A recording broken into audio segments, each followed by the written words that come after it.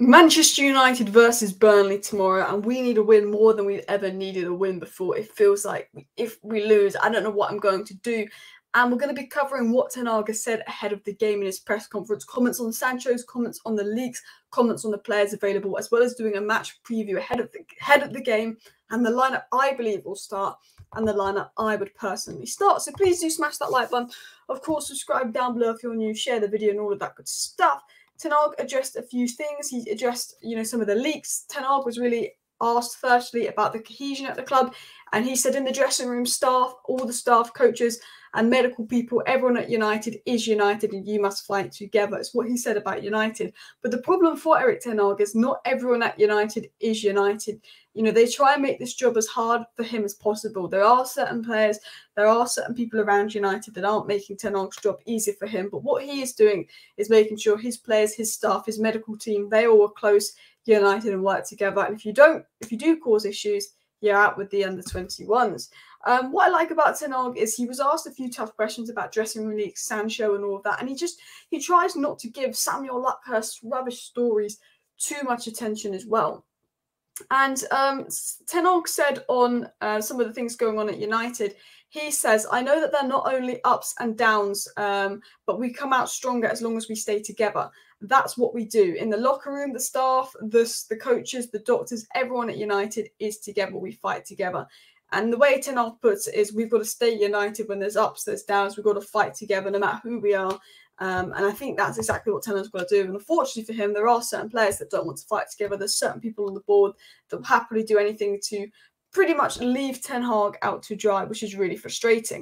When asked about leaks and some of the leaks going on at Man United, Ten Hag just said, I don't know if it's a leak, but I know my opinion. I know my players. Everyone can make a suggestion. We're okay with it. At Man United, you have to win everything, so it doesn't change anything. So Ten Hag basically saying, I don't know if it's a leak or not. Could be Samuel Luckhurst making something out. It might be a leak. But Ten Hag's basically said his players are allowed to make suggestions to him. And I remember when about a year ago it was reported when Erik Ten Hag first came into Manchester United, he actually said to the Man United players, if you have a problem, come to me. Don't go to the media. If you don't agree with something I'm doing, just come to me and tell me about it and we can hash it out. And Ten Hag, I think, is his way of saying, look, if a player has a problem with something, favoritism, whatever's being leaked, they come to me. We speak about it. I know my players, we have a good relationship. So I don't know if that is a leak or not. Is essentially what Ten Hag's saying. Ten Hag was then asked on the ridiculous leak that came out a few days ago by the United board, basically saying that people at United are frustrated that Ten Hag's agency is dealing with a lot of our transfers. And Ten Hag says, for me, it could be a conflict of interest because we make good arrangements with the SEG agency and all of that. And for the players, the transfers is always a 50-50 decision. But Erik Ten Hag basically was then asked about the leak, about how no one wanted Amrabat but him and all of that as well. But Ten Hag said we both have a veto at the club represented by John Murtough and me. So, I can say no to things. John Murtough can say no to things. And at the end of the day, John Murtough is the sporting director that can have the final say on deals. And then Ten Hag's the manager and he's going to have a say on deals. But part of it isn't John Murtough's fault because the Glazers don't give him any help. But we really need to get a proper footballing person in to help with the transfers as well, because it really wound me up that there were leaks coming out that no one wanted to sign Amrabat but Ten Hag, and that people at United were annoyed that Ten Hag's agencies were doing all the deals because Ten Hag got Hoyland to sign with the SEG agency to get that deal over the line. But at the end of the day, if those players joining Ten Hag's agency is making the deals easy for Man United, why are you complaining? Now, I want to get into what Ten Hag has said on Sancho, and I want to get into what Ten Hag has said on the whole injury situation at Manchester United, because I'm fed up of talking about all the leaks. Erik Ten Hag was asked if Jadon Sancho would play for United again, and he basically said it depends on him. For the rest, we're preparing for Burnley, and that's our focus. He will not be in the squad. Jadon Sancho's not, Erik Ten Hag's not really giving it much attention. He's probably bored of it, and he's just said Sancho will play again if he wants to play again, and that seems to be the truth. It's basically said all Sancho needs to do is apologise to Ten Hag, and basically Sancho's refusing to do that. And I think no matter how you feel, no matter how stubborn Sancho is, the fact that the January transfer window isn't for 4 months and that Anthony is not available and it will be so much easier for him to get back in the squad, and he's refusing to apologise and will generally not play 4 months of football because of his own stubbornness, I think it's absolutely crazy. And I think Ten Hag's at the point where he's so mesmerised that this guy won't apologise, and that he probably doesn't want Jadon Sancho back at all, even if he does apologise. But I look at the whole situation and I do think it's absolutely crazy that Jadon Sancho has not apologised for everything going on at United. And I like Jadon Sancho, and I think he's a really good right winger. And I think with Højlund in the box, he could be a really good right wing for us. And all he had to do was come out with the right attitude and go, I'm going to prove the manager wrong. I'm going to work really hard and prove to the manager that he should be starting me over Antony in the first place. And he just didn't want to do that. He wanted the easier option to blame United for all his problems and go. Because Ten Hag never really wanted Sancho this season. Sancho wasn't a Ten Hag signing. So obviously it was going to be harder for Sancho to sort of break in the team and play over the likes of Antony and stuff. But, you know, Wan-Bissaka did it with Dalot. You just have to put your head down, be patient, work hard, and prove the manager wrong. And, you know, some people just want the easy option, refuse to train, refuse to play, refuse to listen to the manager and force a move. Now, we have a lot of injuries at United, and that seems to be a big problem costing us. Ahead of the injuries, it was said Harry Maguire, he said he will see again after training, but Varane will train and Amrabat will train as well, and obviously Mount as well. But obviously Amrabat and Varane, I think, haven't been out for as long as Mount.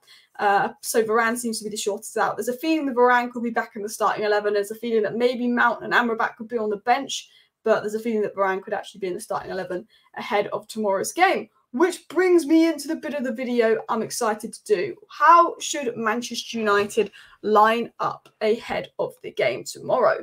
Let me know your lineup in the comments, but I'm going to get chosen 11 up here. Hopefully there's a lag when I do that. And obviously Onana's going in goal. I've seen people saying they want Onana drop because he's made a mistake. You're ridiculous. Fullback, I don't think we have a choice. Like, I don't think we can even debate who plays at fullback. Like, generally, who plays at fullback if one of these guys gets injured when Malacia isn't back for at least a month? Luke Shaw and Wan-Bissaka are 2 months away. Like, these guys they can't get injured. But look, Martinez is playing for me. I actually think Martinez was so good on the ball, but he's been caught out defensively a little bit lately. But I actually watched some clips of Martinez versus Bayern, and he was our best player in build-up, to be honest. And Lindelof's going to go, and Varane's going to come in for me, because when that back four plays, we look miles better. Now, I don't think Amrabat will be fit to start, and I don't think Mason Mount will be fit to start. So with my starting 11, I'm going to have to go with something a little bit different. Now, I'm not going to drop Casemiro. I know he's been poor, but he's still better than McTominay, and he's still better than Eriksen. But I'm going to play Mejbri instead of Eriksen, because yes, Mejbri's rash. Yes, Mejbri will probably get a card, but Mejbri showed that hunger and fight that we don't have in that midfield. He can cover the ground, and that is something we're missing. McTominay was jogging, and that clip of McTominay jogging, I can't lie to you guys, it really winds me up, that clip of McTominay jogging. It really does. So for me, Mejbri's got to play. He came off the bench versus Brighton and scored. And I see a lot of people calling for Bruno out, but we've got no one to play in Bruno's role. People say, oh, we should play Eriksen in Bruno's role instead. But Eriksen hasn't been good as an 8. So just because you have a Bruno agenda, you want Bruno dropped and Eriksen as a 10. But Eriksen has been worse than Bruno. Because I tell you this now, Bruno has not been great. But Bruno can cover the ground. Bruno can do the press. At least Bruno on the ball hasn't been great recently. But off the ball, he does the work. Eriksen is good on the ball, but off the ball, he's struggling. And a lot of people are saying Bruno dropped, Rashford dropped. And look, the last 2 games, they've not been great. But why is Bruno and Rashford always the scapegoat when things go wrong at United? Why are they the scapegoat? Yes, they play a lot. Yes, they seem to be Ten Hag's favourite too. But at the end of the day, they're the only 2 players in our team that are capable of scoring and making something out of nothing, even though they're inconsistent. And it bugs me that Bruno and Rashford are seen as this big problem at United when actually the Casemiro-Eriksen pivot doesn't work in the big games. It only works when we dominate possession. You know, we have basically no right wingers really other than Pellistri, who I love Pellistri, but he's a young player. We've got no defenders, you know. We've got loads of injuries. We've got players like Maguire and McTominay who are not good enough, but people want to focus on Bruno and Rashford, which personally winds me up. Now, I'm going to play Rashford on the left-hand side. I'm obviously going to play Højlund up top. And I'm going to play Pellistri again on the right-hand side. I think he'll be really good against the likes of Burnley. I have to say, Martial did impress me with his little cameo when he came on, but Martial just doesn't have the legs. And I think Martial's someone, you know, a lot of people saying, oh, maybe we should play a front three of Højlund, Martial, Rashford. And maybe it would work, but this is what I go with. And then if Rashford's having a poor performance, then I think it's only right that he does get subbed off for a change and someone like Garnacho comes on. But I want Garnacho to be getting 20 minutes, not 6 minutes. It annoys me when Garnacho's coming on for 6 minutes. I'm like, give the guy 20 minutes and give him something to do because Garnacho is solid. Now, anyway, people, please do smash that like button. Of course, subscribe down below if you're new. Share the video. Thank you for watching today's video. See you next time and